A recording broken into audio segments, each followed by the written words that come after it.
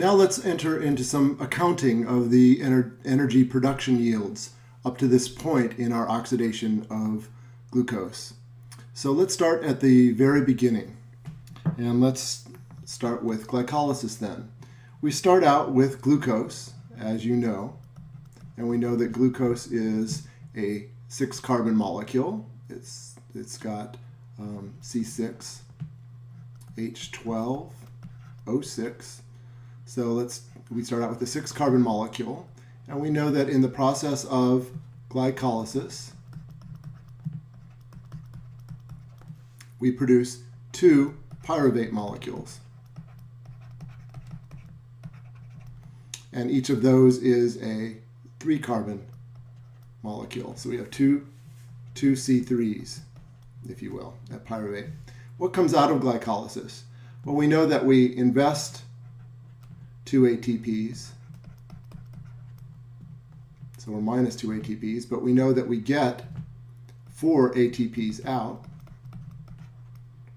plus 4 ATPs. So we get a net yield of glycolysis of plus 2 ATPs. So if we do a little accounting down here in terms of energy molecules that are important, at the end of glycolysis we're up plus 2 ATPs. All right. We also know out of glycolysis that we get 2 reduced NADHs.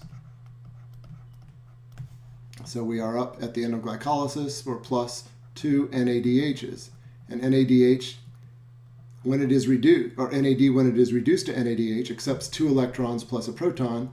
And so NADH is an electron carrier cofactor that will be very important soon, as we will see. Now, at the end of glycolysis, our 2 pyruvates then, if aerobic conditions exist, can be oxidized. So we have pyruvate oxidation. And since there are 2 pyruvates, we can draw 2 arrows here because there are 2 molecules going through pyruvate oxidation. And we know that what comes out of pyruvate oxidation for each of these is, is an NADH from each of these. So each of these yields an NADH. So we have plus 2 NADHs because 2 pyruvates go through this process. And we know that we have 2 carbon dioxides that are lost in the process. We've donated 2 carbon dioxides, and we yield then 2 molecules of acetyl-CoA, acetyl coenzyme A.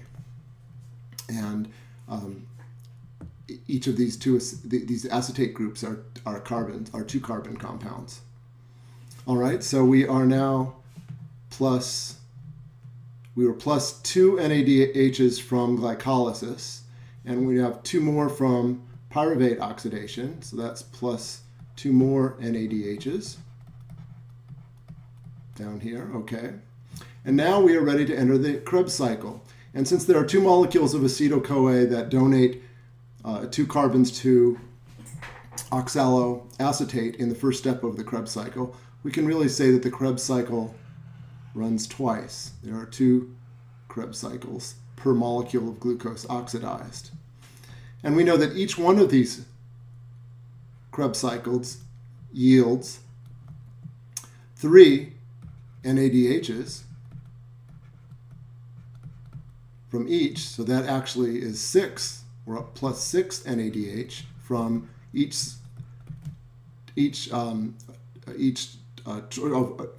for running through this cycle twice. We end up with 6 NADHs, so we can add 6 NADHs here. And that yields a total of 10 NADHs, reduced NAD. And what else do we know that comes out of each Krebs cycle? We know that we get an ATP out. And since we run it twice, we are up 2 ATPs. So we can add 2 ATPs here equals 4 ATPs. We know that we get, for each cycle of the Krebs cycle, we get an FADH, a reduced FAD, in other words, FADH2. And just like NADH, FADH2 carries 2 electrons. And so we are up 2 FADHs because we run this cycle twice. This is the Krebs cycle. And so we are up 2 FADH2s. And the NADHs, the 10 ADHs and the 2 FADH2s, are electron carriers. They each carry 2 electrons, each molecule does, and they will carry those into the next part of glucose oxidation, in which is the electron transport chain. The electron transport chain will yield BAFO amounts of ATP, as we will shortly see. So up to this point, in terms of ATP production, we've burned glucose completely. We haven't burned it completely. Well, let me put it this way. The 6 carbons of glucose have been dissipated because we lost 2 CO2s here, and we lose 4 CO2s. There are 2 CO2s per Krebs cycle that are lost, and so that's a total of minus 4 CO2s. So if we look at, we're down 4 CO2s here, and we're down 2 CO2s here in the oxidation of pyruvate. That's 6 CO2s, that's 6 carbons that have been dissipated as gaseous carbon dioxide. And therein, those 6 carbons are the 6 carbons that we started out with glucose. So the only thing that remains after the Krebs cycle, running through this process, the only thing that remains of our original glucose in terms of the carbons are the released CO2s and then the energy that has been produced in this process. We have 4 ATPs and 10 ADHs and 2 FADH2s. And those electron transport molecules will be essential in producing lots more ATP in the electron transport chain, as we will shortly see. So the elegance of this process is that it has produced a little bit of ATP, but a lot of molecules that are carrying electrons that can be sequentially transferred, losing energy in the process at each step of the pathway in the electron transport chain. And in that process, that loss of energy can be used to do work.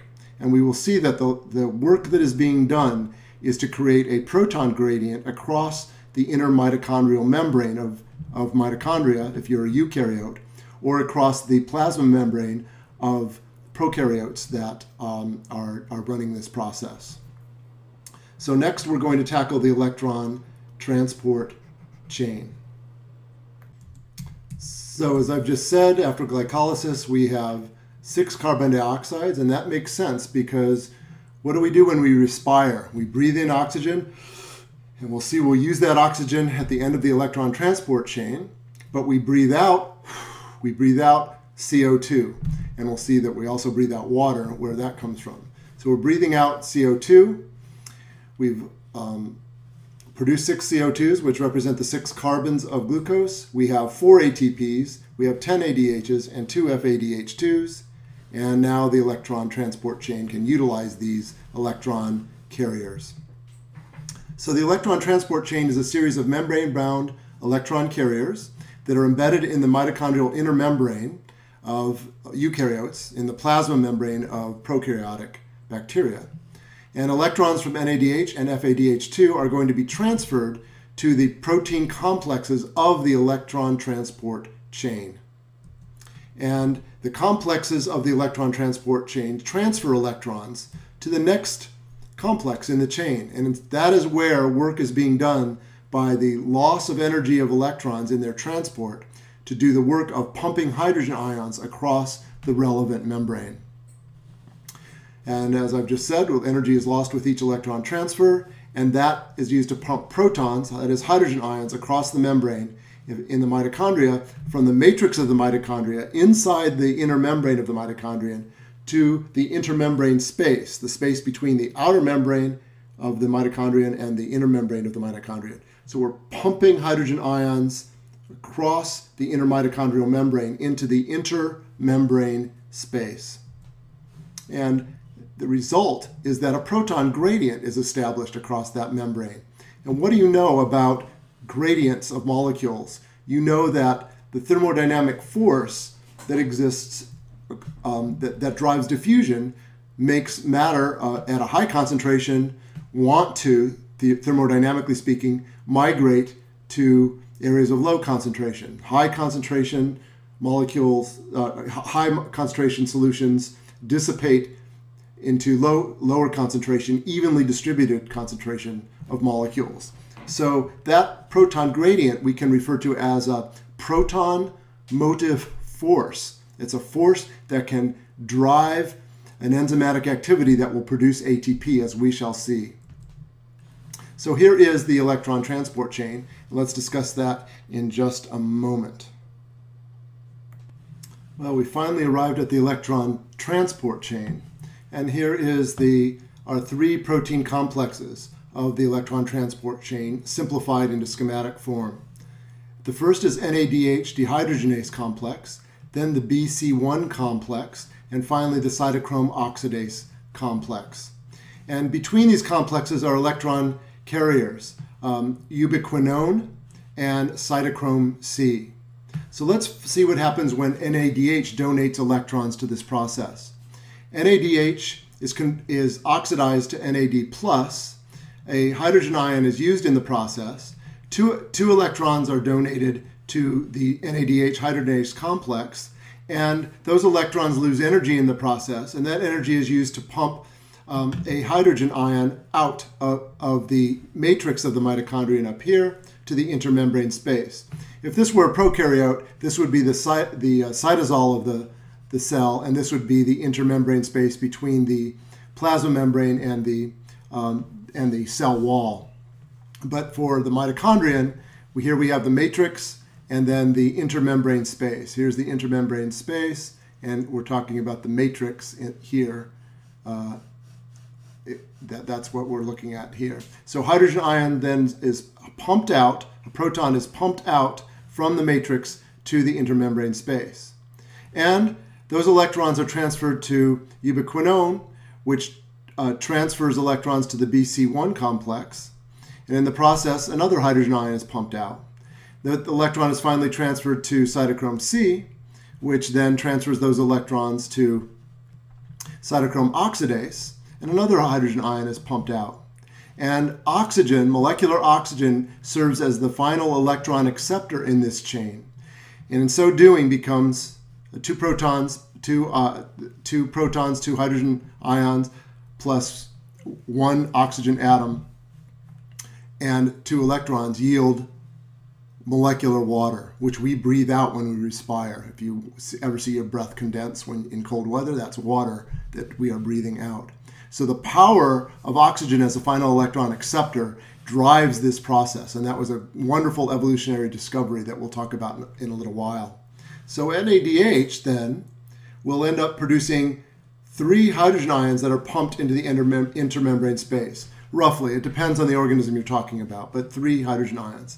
FADH2 goes through a similar process, but enters the chain a little bit later, and therefore only 2 hydrogen ions are pumped out of the matrix into the intermembrane space for every molecule of FADH2 oxidized.